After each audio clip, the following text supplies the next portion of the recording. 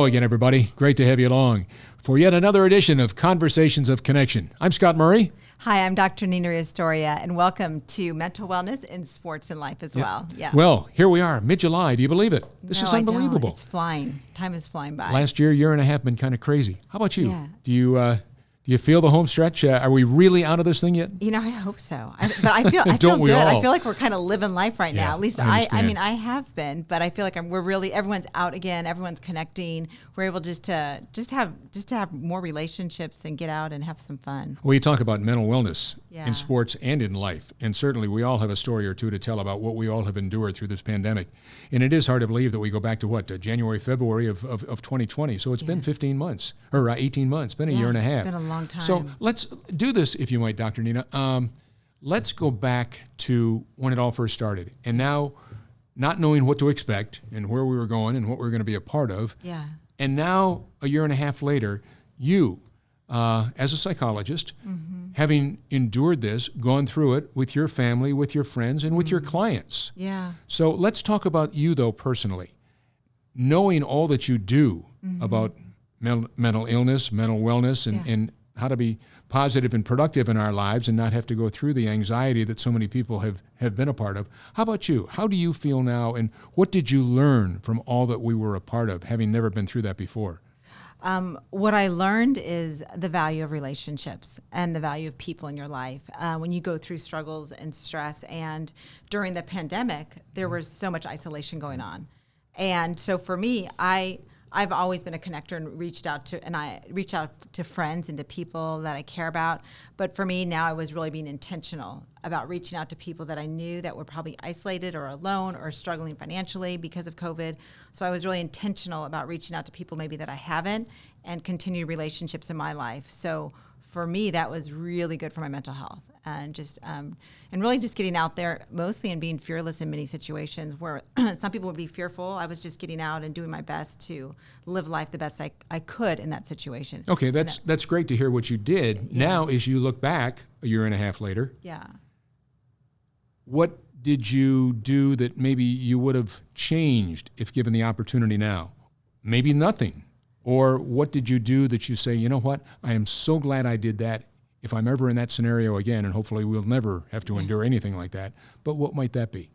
I guess for one of the things that stands out to me the most is I was always really also intentional about being active and exercising and walking and just getting out there and moving, because that's really good for your mental health. Just taking care of you. Just self-care. Really practicing self-care. Still being invested in what I do, my faith and everything played a big role as well. So all of those things just helped me stay in a good place. Yeah. Anxiety. I think that's one of the words that I've heard as much as any used during this period of time, and what people have been forced to endure, not by choice, certainly, but some did well, others did not. And you hear about some of the incredible statistics from suicide in young people, like age 14 to 16 up to age 26. In that 10, 12, 14 age period, more suicides than automobile accidents, than overdose of drugs, of just about anything. That was number one as the cause of death for our young people. Oh my gosh. Yeah.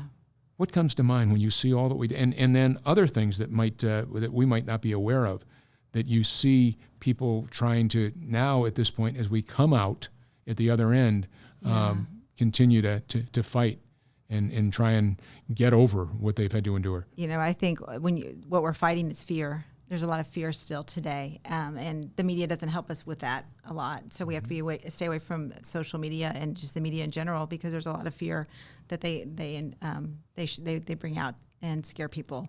But as far as that anxiety, that's present. It's present more with my clients, and still the what ifs of the future, and what it's going to look like and how their life has been affected, because there was a lot of isolation back then. And so how do they move forward? And life is different today. And how do they live this life?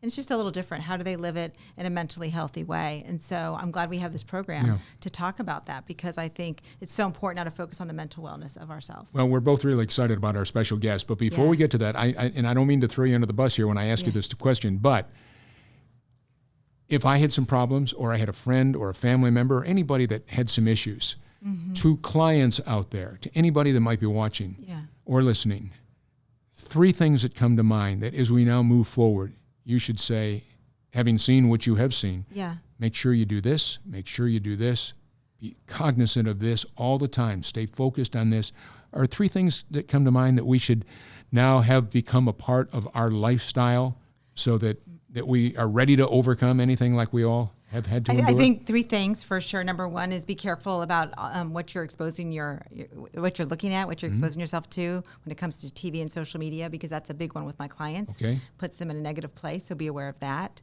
Be aware of your thoughts and the negative thoughts that you tell yourself. There's a lot of chatter that goes on in our head, and ask yourself, is it positive or negative, and is it helping me right now in this moment? And I think another one is always look at maybe 3 things you did well every day, because that really shifts your mindset. Even if it's something small, 3 things you did well. You can do three things you're grateful for, but I like the 3 things you did well because it helps you focus on maybe the little things if you've had not such a great day. So I always encourage people to do that and why they went well, and just remember that and how it made them feel, because that also puts them in a better mindset. You sound like my parents. They always used to tell me, be yourself, respect yourself, but believe in yourself. Yeah. And move forward in a positive, productive way. Yep. And it's amazing the difference it can make in your life. Yes. You're always going to have adversity out there, but if you keep it as positive as you can, it's amazing what you can get done. Yeah, it's true. Yeah. Okay, well, I tell you right. what, you are the introducer of Yes, I am. of our special guest, so go for it, my friend. I am very excited for this special guest that I met actually through Fellowship of Christian Athletes. And, his story is really powerful. He was a professional athlete in the NFL for 6 years, and he had an injury that ended that career. And what I'm really excited to have him here is just to talk about how he got through this transition unexpectedly and stayed in a mentally healthy place, how he got there, and then also dealing with a family loss and how he overcame that. So I'm really excited to have Cory Proctor on our show to share. And now he's doing so great today. So I'm sure people will be inspired by your story. So welcome to the show. Welcome, Thanks. Cory. Yeah, thanks for having me. Great to have you here in the studio. Yes. Delighted. Yeah. How about you? Before we move on with some of the questions that we've got for you, one thing come to mind that you say, boy, I'm glad that pandemic is behind us. Yeah. Or maybe there are 20 things, I'm sure. Yeah, I mean, there's lots, and I have, like anybody, I got my own opinions about this whole deal. But the biggest message that I heard through this was, we have 2 main deals we hold on to, or 2 main contributing factors to our life. One is your habits, and the other 2 is who you hang with. And when one of those gets swiped out, that's when your life leans to that other peg. And so basically what this last year is, if you have a lot of people taken out from your life, all of a sudden you're left to your habits to be your supporter. And if you don't have good habits, you fall by your wayside, which leads to the rise of suicide, a lot of different issues that come out.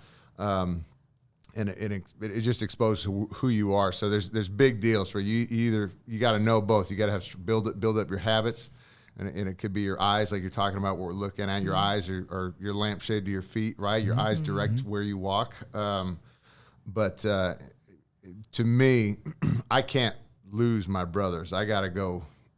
So I very much, at first we locked down. We did a lot of the Zoom calls with friends and, a glass of wine with them or something, but got over it real fast. And I still worked out a lot in my garage and do that all the time. But, the friends that were okay with it, we hung out with them at their house and they would come over to ours. And I know Nina's got a couple of questions she wants you to ask you, but to play off of that and just what you did, is there any one thing you say, I work out in my garage and do my thing out there?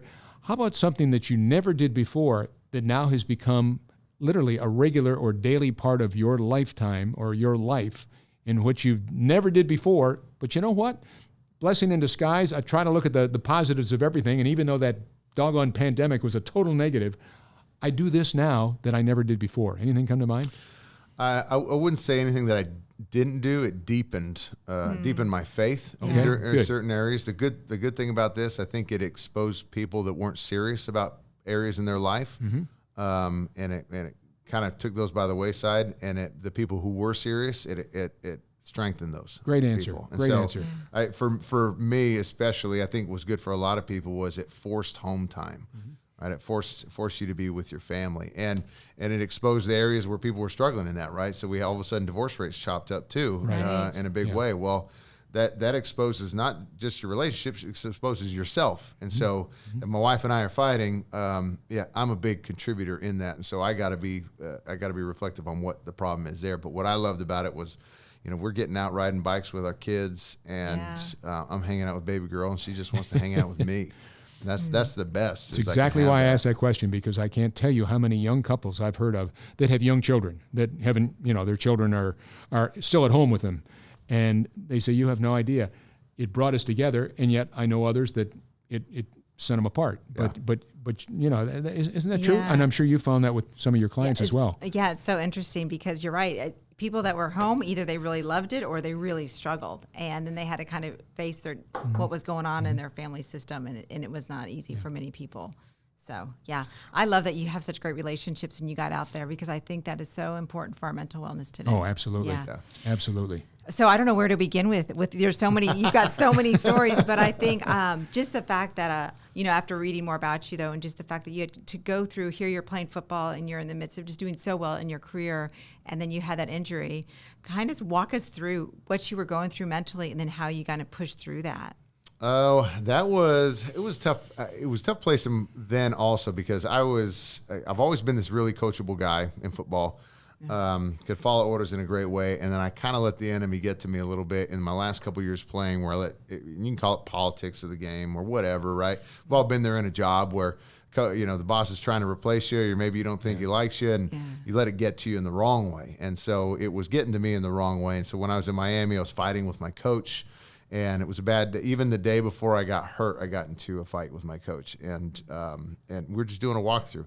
And I wasn't, and I can reflect back on this now as I don't have to agree with you, but I got to realize that we're both in this fight together, right? And so I got to realize that you have a family that you love, and you're trying to fight for yourself and for them too, and as much as I am for myself and my family. So if we realize that, if I have that, I can let go of a lot of my selfish ways, and I can actually say, hey, I can come. This is why I like talking to young guys too, is because I got to be on your team before you can ever be on mine, right? And so I'll say, hey, talk to your coach first, and I want to be awesome at this level. How do you see that playing? Well, any coach that's been in the game for 30 years can count on like less than any fingers that he has how many times a guy's actually approached him with that.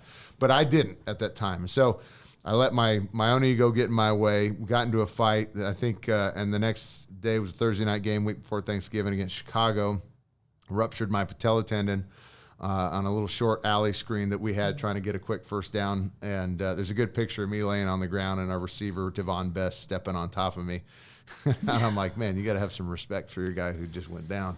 But at the time, I couldn't see this at the time, but it ended up being a blessing in disguise because I was engaged to my wife. I was very much caught in this dark hole of like, I got to work harder because I was not performing well in football. And it was all about me and football, nothing about my fiance who I'm about to marry, right?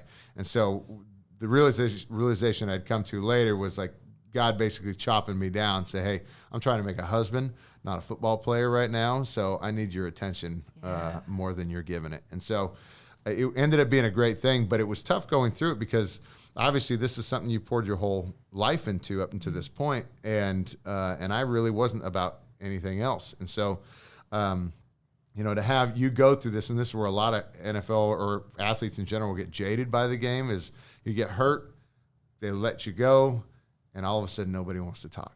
Right. And you guys might have had this, right? Where you leave a job and boss doesn't answer, other teammates or employees don't text back or call back, and you just get ticked off at the world.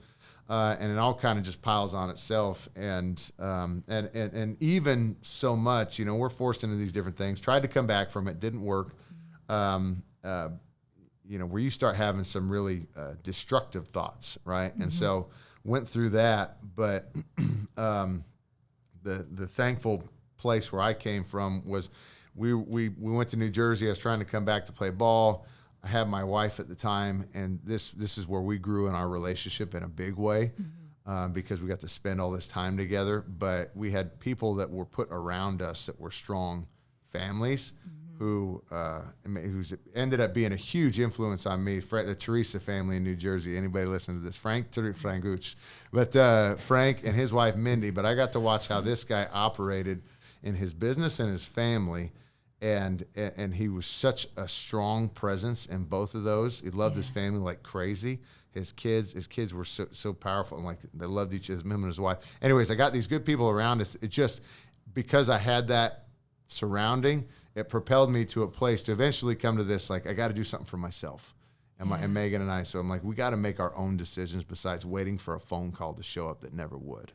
And so that's where we decided to move back to Texas, get the house, and finish my school and start moving in life and where we need to. But it's not an easy progression, that's for sure. Supporting wife plays a big role, doesn't it? Oh my gosh, yeah. And she's a lot of guys misunderstand.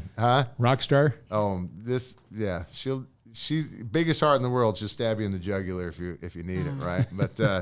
But she challenged me in huge ways where before I didn't have eyes to see, but now I do. And I think a lot of guys or husbands in general need to see that your husband or your wife is supposed to be that. She is and that's actually, it's biblical. It's Hebrew too. Yeah. Hebrew, the definition or the word for wife in Hebrew is Eser, which makes up three different images: an eye, an axe, and the flesh. But those three together stand for the revealer of the enemy. And so she actually has a veil that she can see through and protect you from any possible missteps you could take. And funny you should say that, because more than once I've heard the good doctor say relationships. That's the key to mental wellness. In having those good relationships, you talk about your wife and so many other people. You've used as an example in the past. Yes. And one thing you said is you allowed your wife. You said if more men allowed their wives to kind of just support them the way that they want to, it helps a lot and gets you to a different place. Yeah, and to play off what she just said, but as you said a minute ago you said ego. I heard you say ego. Yeah. Well, and that's the problem. And certainly athletes that have been kowtowed to for years since they were little kids. Then they go to high school, then they go to college, then they're a number one draft picker, then they're this, whatever. Ego. And if that gets in your way, you're going downhill fast. And, it's big. It's important. I'll never forget. Parcells talked about. He goes, you have to have an ego to play this game. And I think in general, you have to have an ego to. And I say that there's two different lights to that, right? But you have an ego to go out and have the confidence to do what you do, and to know that you are powerful and you're supposed to be there and have purpose in that. But if you get to the negative side of that or the bad light of that ego, you let all of a sudden you want the world to surround around you. Yeah. And that's the incorrect way to go about it. That's exactly right. Yeah. Absolutely. It's hard to shut that off when you leave the field, right? Yeah. And so you said you went to not a good place, but then you had role models, people to kind of lift you up, and you had that shift. And then you and your wife made the decision to move to Dallas, Texas. What do you think it was that helped you make that shift? Because I think there's a lot of people that want to make that shift and do something different, but they don't. So what really propelled you to do that and say, okay, we're doing it. I'm committed now? Well, he knew that we both lived here. So that's why he said, I want to get down and see the good doctor in Scott. Where do they live? Dallas, Texas? We're going. Yeah. Well, I mean, I think inherently for all of us, we're supposed to be doing something. Yeah. And especially for men, if you're not doing something, you're sitting on the couch. That's why a passive guy is so frustrating. A guy sitting on the couch, you want to scream at him to get a job. Right? Because... And the reason is we communicate things through our actions, right? And there's not, just because I don't say it doesn't mean I don't communicate something different. And so we communicate. And so when you communicate, when you're sitting on the couch not doing anything, you're communicating to yourself or to someone else that you're not worth getting up to fight for. And so I'm an inherent fighter in that conditioning I've had from football, and to not be on a team, and this is what I struggle with, is you start freaking out. And that's what, thankfully, I had good people around me. But what started happening, I still remember getting into a fight, basically screaming at my agent when I was watching a game against the Jets and the Cardinals, Arizona. Both these teams were just complete slop, and I'm like watching these two offenses fight to get off the field and not score anything. And I'm like, we have this trash in the league right now, and I'm sitting on my couch watching, right? Yeah. And so it was driving me insane. Right. And not the first athlete I've heard this story from. Right. And so my agent's like, man, I'm pushing a rock uphill for you right now. And I just kind of flipped out for a minute and cussed at him. And we got off the phone. I was frustrated. I've been working so hard for this and trying to come back and prove, and nothing was happening. And we're just kind of come deflated to this point. We're like, babe, we got to do something. And I'm like, I don't know what it's going to be, but we got to start moving life to an area where we want to be and not where these guys want us to be. Yeah. And so that it was just, at some point you have to have this like, I'm sick of everything moment enough to where you're willing to change where you're at. And we were in a good place, but that was. Now let me jump in here. And my question is, the good doctor, she professes all that stuff that you're saying. But my question to you is, you were smart enough to realize that. Yeah. That's the problem. A lot of athletes and a lot of people in life are not smart enough. What was it that you say to yourself? Was it her, or where along the way that you were able to make that decision? Because I stand up and salute you, because that's the biggest problem. People there's such a denial. Yeah.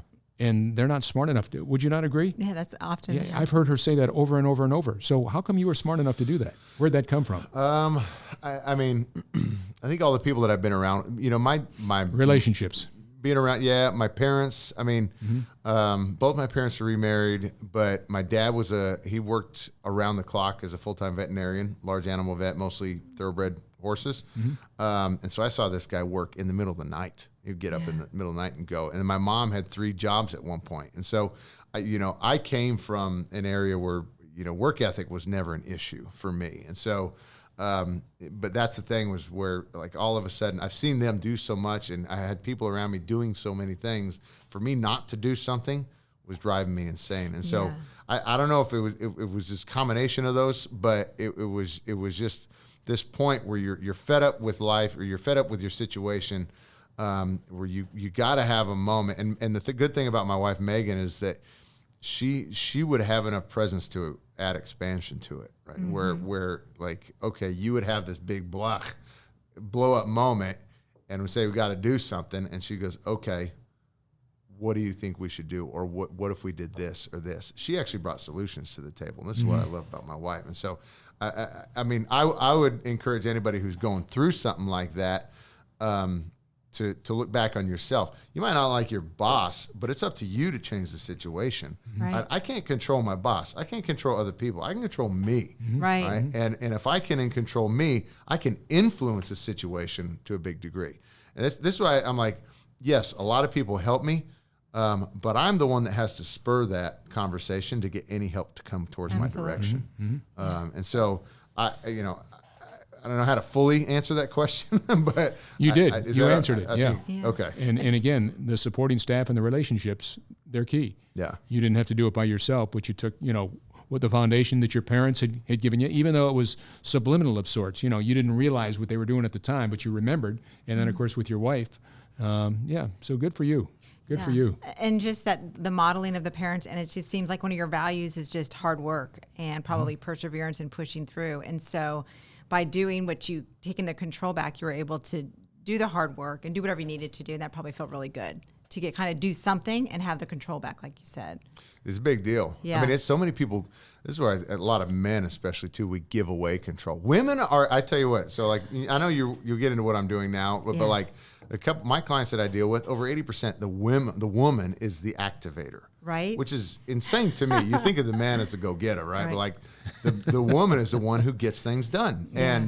And it's funny because I'll have a lot of times where guys want me to baby them through a situation. I'm like, I'm not here to babysit you, right? And we'll get into it more, but like, I'm not sitting here I'm going to tell you what you're here to do. And so many times this will happen where the wife will be the activator. She'll be getting things done or collecting information, and the husband will have a problem with one thing.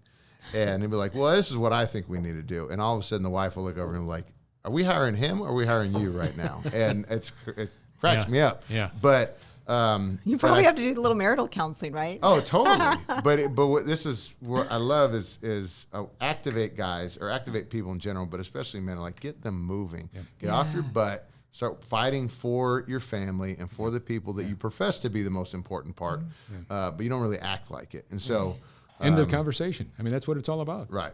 Yeah. Yeah. And so if we can get Totally people agree. moving and change perceptions to a place that you can launch from that, then then we're really doing something real. So I like that. Yeah. Yeah. And one of the other thing that after you're kind of going through this, I know that soon after you lost someone that you loved, your nephew, and I know your faith grew through all this too, and that probably helped a lot overall with your mental wellness. Do you want to share a little bit about kind of that experience? And Yeah, no, so I'm middle of three boys. My younger brother Casey and his wife, they had their son Evan, and Evan John, Big E, and it was right after his first birthday that we found out he had a brain tumor, and it was about 8 months later before he passed from that, and went through this whole fight, and we had our baby girl Grace through that process. The first time they met was at St. Jude, where the oncologist told them to take their son home, and it was, and you can imagine going through something like that. It's devastating to the entire family, and it's a hard place, because when you start stacking stuff like that on, the two main problems or the things that were big to me was, like, one, I had more juice left in the tank for football. Why is that taken away from me?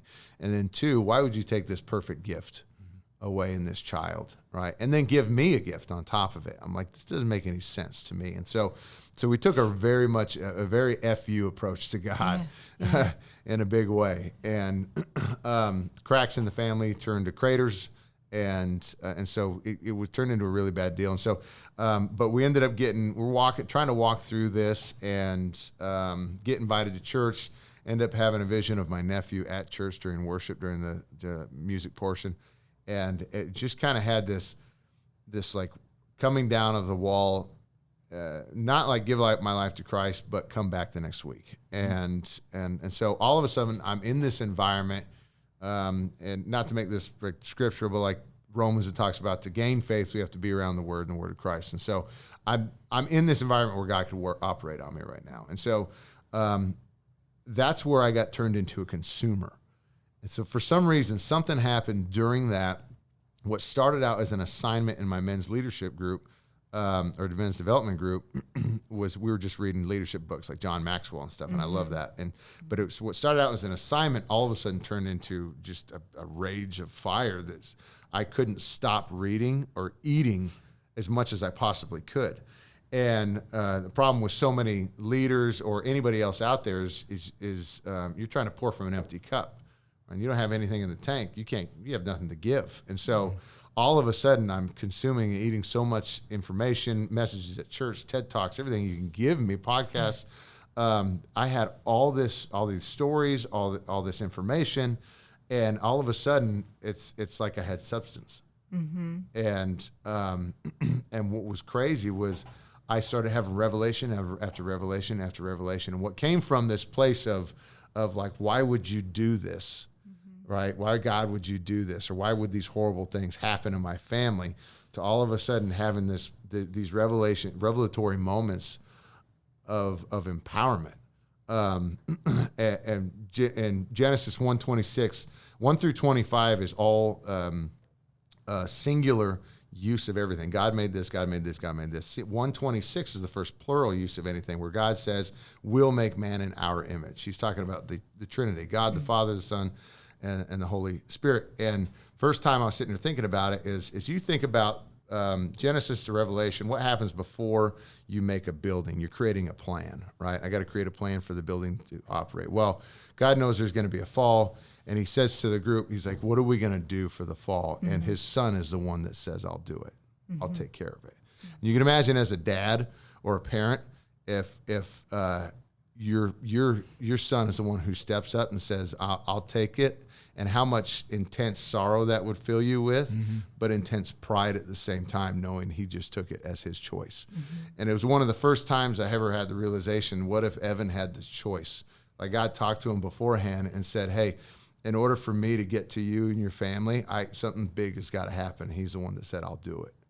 And it doesn't take away pain at all from it, but it gives you a totally different spirit and chest about the situation. Because it's like military that have fallen. Like, these guys made the choice to go in and take this and take the sword for you. That's a place I can walk from, and it's a soulful place that's meaningful, that I can go out and make that fight happen for my family too, that I'm proud to do. And so this was a massive walk in our faith, but one, I never would want to walk through that again, but one that I'm thankful that he made that choice for, because it ultimately brought me to a place where I could have way more of an impact on my life and my family and my community than I could ever have pre that situation. Right. So Interesting. It was big, yeah. We've got about 2 minutes left, so we're heading down the home stretch here, but I just wanted to get one final question in to sum up kind of some of the things that you've shared with Nina and I about, I guess you mentioned family, you mentioned friends, you mentioned, just, how about you, kids? How many kids do you have? 2. Okay, how old? 6-year-old girl, Grace, and an 18-month-old boy, Hank. Okay, so when they're a little old, they're going through puberty and teenagers. All that you've just shared with us, and knowing, we got to the ego and when you're a football player and all those things, what is it that you're going to try to share with them most? And the message that you'd like to leave with both of them as they become adults themselves and prepare life without you. What is the message you'd want, the things you really want to make sure that you've taken care of? One, I want them to know there is a God and that He's made them for a specific purpose, and He loves them. The biggest thing I can communicate to them is not what love is, but that I do love them. Is there's that, so they are always under that, and everything from that should drive their life. But that they do have a purpose. Exactly how they were made is supposed to be that way. And that they are supposed to combine with Him to find whatever purpose that is that He's got on their life in a big way. And if they continue to pursue that, then they'll find real peace and fulfillment in their life. Because if we're left to us, I'm imperfect, you're imperfect, we're all imperfect in this room. And if I'm left trying to put my faith in you, ultimately that's going to fall. Yeah. I'm going to say something that hurts my wife real deep at some point. She's going to say it back to me on some point too. That's why my faith isn't in my wife; it's in God. And if we're close to Him, we are going to make it just fine, and we're going to see what's worth fighting for. Did you have fun? Yeah. Yeah, good. Did you? And what are you doing now? We didn't ask you that. You wouldn't think of it by what we're talking about, I but know. I started up my own practice. My company is Pro Capital Wealth Management. Yeah. I'm based out of South Lake, It's a Texas. little plug for you. And no, it's I get in these conversations a lot because money is a side effect Right. of Right. everything. Absolutely. And Absolutely. like healthy marriages and relationships, I typically have healthy bank accounts. Yep. And so I've gotten into that because I took care of my money when I was playing ball and got out and Smart. did well. Good for you. And so I want to help people in that combination factor. Well, So- you have been great. Yeah. You've shared lots of wonderful wisdom. Would you Yes. not agree? Yes, and he does go around and speak and inspire young people too on the message. So he does a lot. Yes, thank you for being here. Yeah. Yes. Thanks so much. Cory Proctor has been our guest, and he's been a rock star. I really really am interested and very impressed with everything you shared. Would you not agree? Yes, I do agree. Okay. Yes. Anything else? No, not today. That's it? Yes, I think Cory ended it well with his message of I think so inspiration. too. Okay, Yes. I just want to make sure you got everything in. Yes, I did. We're going to be back in a couple of weeks, twice a month. We're right here with Conversations of Connection. I'm Scott Murray. I'm Dr. NinaRios-Doria, and we'll see you next time. Be safe, everybody.